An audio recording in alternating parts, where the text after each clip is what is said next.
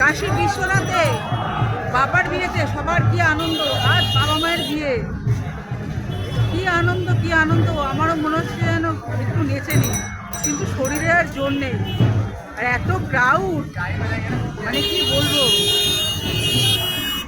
শরীরের কষ্ট সেটা এগুলো দেখলে পরে সব ভুলে যেতে হয়। কোথায় এলাম, আহা হা হা, এই যে চলেছে, কি সুন্দর ঘোড়ার পিঠে, আহা হা।